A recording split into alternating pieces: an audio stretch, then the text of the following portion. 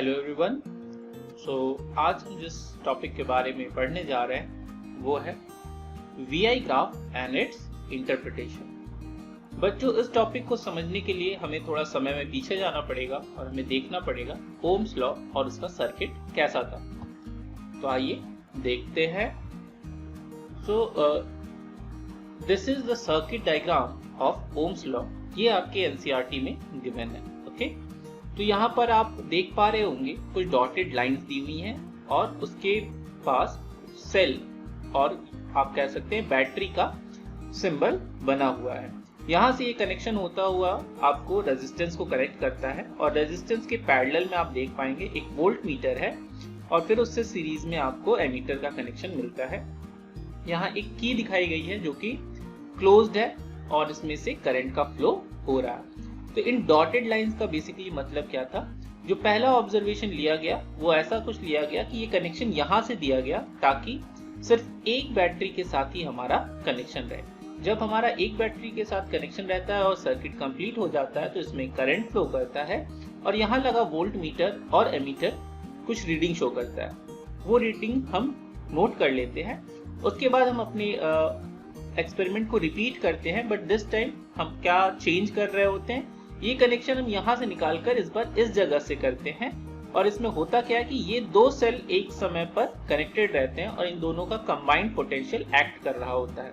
उसी तरीके से फिर हम थर्ड ऑब्जर्वेशन लेते हैं तो हम कनेक्शन यहाँ से देते हैं और ये तीन सेल्स एक साथ कनेक्टेड रहते हैं। तो कुछ ऐसा ही एक्सपेरिमेंट हम रिपीट करते हुए जाते हैं और जो रीडिंग हमें वोल्ट मीटर और एमीटर की मिलती है हम उसे नोट कर लेते हैं। ठीक है, आइए फिर चलते हैं अपने नेक्स्ट स्लाइड पर। ओके, सो इस स्लाइड में यहाँ पे आपको एक टेबल नजर आ रही होगी। ये टेबल वोल्टेज और एम्पियर के बीच में है। तो बेसिकली इसमें है क्या, पहली रीडिंग हमने ऐसा अज्यूम किया है कि it has got no battery connected और you can say it is a open circuit. तो उस कंडीशन में क्या होगा, किसी भी तरह का करंट फ्लो नहीं होगा। तो यहाँ पर हमारी वोल्टेज की रीडिंग भी 0 है और करंट की भी रीडिंग क्या है, 0 है। फिर हमने अज्यूम किया कि जो पहला सेल हमने कनेक्ट किया था उसकी रीडिंग 2 वोल्ट आ रही है और उस समय पर जो करंट की रीडिंग एमीटर मेजर कर रहा है दैट इज 1 एम्पियर।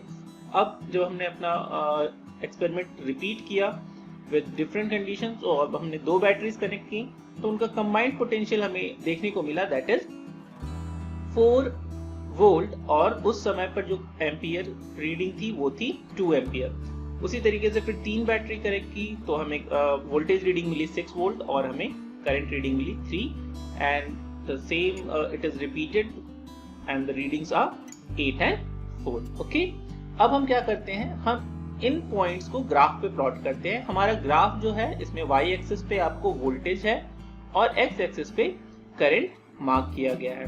तो पहली रीडिंग है हमारी 0 0 जो कि कुछ यहाँ पर पॉइंटेड रहेगी। फिर दूसरी रीडिंग है हमारी 2 1 और अगर आप ग्राफिकल डिनोटेशन में जाएंगे तो इट्स गोइंग टू बी 1 2 क्योंकि x एक्सिस पे हमारा करंट है। तो ये यहाँ पर आपको ये रीडिंग मिलेगी। उसके अलावा फिर आपको जो थर्ड रीडिंग है वो यहाँ पर मिलेगी। फोर्थ रीडिंग आपकी यहाँ आपको देखने मिल जाएगी और आपकी फिफ्थ रीडिंग जो है वो आपको यहाँ पे मार्क कर।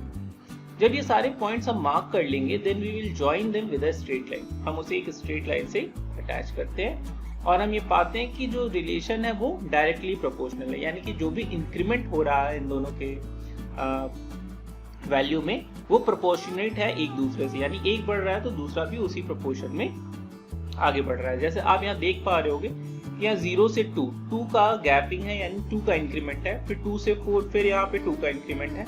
उसी तरीके से आप करंट में देखेंगे तो करंट में 0 से 1 का इंक्रीमेंट है, 1 से 2 1 का इंक्रीमेंट है।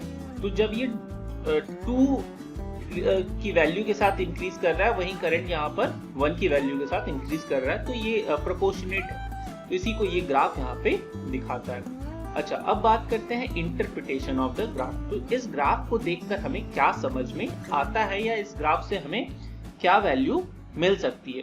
तो ये कुछ हमने interpretation of the graph class 9 में पढ़ा था अपने मोशन चैप्टर में।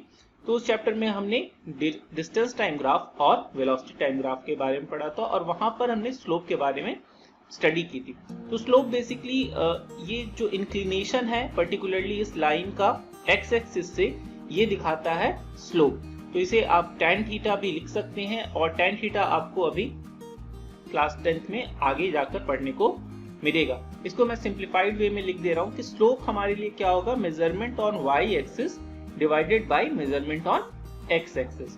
तो y axis divided by x axis. Okay, तो हम इस ग्राफ में यहाँ से अगर आपसे क्वेश्चन पूछा जाता है what is the slope of the graph current 1 ampere to current 3 ampere, तो हम देखते हैं कि हमारा स्लोप कहाँ से कहाँ तक है, a से लेकर c तक है। तो basically it will ask you find the slope of line AC। Okay, तो इस स्लोप को पता करने के लिए हमें क्या करना होगा, हमें इस स्लोप का y एक्सिस पे क्या वैल्यू है वो पता करना है। तो हम इसकी रीडिंग C पॉइंट से अगर हम चेक करें तो हम देख पाते हैं it is showing 6, and if we check the same thing from point A we will find it 2। तो इस लेंथ को हम कितना मेजर करेंगे, तो we can write it as 6 minus 2, जो कि हमें क्या बताए, क्योंकि हम वोल्टेज मेजर कर रहे हैं तो हम इसे लिख रहे हैं delta V। Okay, then similarly हमें क्या करना है, measurement on x axis, so which is delta I, and delta I we should denote differences with delta. और यहाँ पर जो हम रीडिंग x एक्सिस पे चेक करेंगे तो वो a की वैल्यू 1 है और b की वैल्यू 3 है, तो हम 3 माइनस 1 लिखेंगे और it will come out to be the difference और the length of AB। Okay, तो measurement on y axis is BC and measurement on x axis is AB। Okay, अब हम देखें अगर तो ये this is delta V divided by delta I, और V upon I हमें पता है ओम्स लॉ से क्या बताता है, R। तो बेसिकली आपको यहाँ ये समझ में आना चाहिए कि the slope of the VI graph tells you the resistance of a circuit. Okay, तो ये यहाँ पे हमें इंटरप्रिटेशन मिलती है किससे, VI ग्राफ से। और यहाँ पे अगर मैं वैल्यू की बात करूँ तो डेल्टा V की वैल्यू है 4, डेल्टा I की वैल्यू है 2। तो इस पर्टिकुलर सिस्टम में जो रेजिस्टेंस था उसकी वैल्यू कितनी आएगी, overall it is going to be 2 ohm. तो आई होप आपको ये चीज अभी समझ में आ गई होगी। इसको थोड़ा सा और इलॉबरेट करते हैं और समझते हैं, क्योंकि ये पर्टिकुलर क्वेश्चन कुछ डिफरेंट फॉर्म्स में आपसे बोर्ड एग्जाम्स में पूछा जाता है। तो आइए एक क्वेश्चन हम अटेम्प्ट करते हैं। अब यहाँ पर आपको एक क्वेश्चन दिख रहा होगा, which says from the given graph which metal has highest resistance। तो यहाँ पे 3 लाइंस मार्क की गई हैं, red line, yellow line and orange line.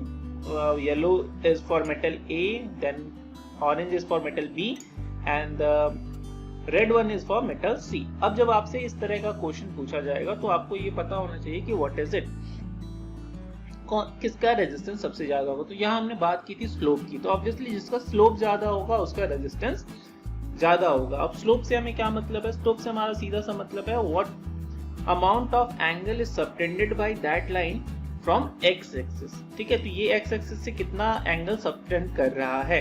तो obviously red is subtending a more angle और a more wider angle then yellow and orange one। तो obviously the resistance of red one will be maximum। ठीक है, यही question आपसे exam में directly ना दे करके कुछ इस तरह से देता है, जहां पर वो x और y एक्सिस की जो प्लॉटिंग है वो चेंज कर देता है। वो x पे वोल्टेज ले लेता है और y पर करंट ले लेता है, और सेम क्वेश्चन वो पूछता है। बट क्या होता है एग्जाम्स में हम थोड़े पैनिक कर जाते हैं और हम जल्दी में रेड वाले को ही हाईएस्ट रेजिस्टेंस मार्क करके आ जाते हैं। तो आपको एग्जाम्स में ये बहुत ध्यान से देखना है कि which values are given on x axis and which values are given on y axis, उसके बाद ही आप इसका आंसर देंगे। तो इस पर्टिकुलर क्वेश्चन के लिए अगर आपसे आंसर पूछा जाएगा तो द ऑरेंज वन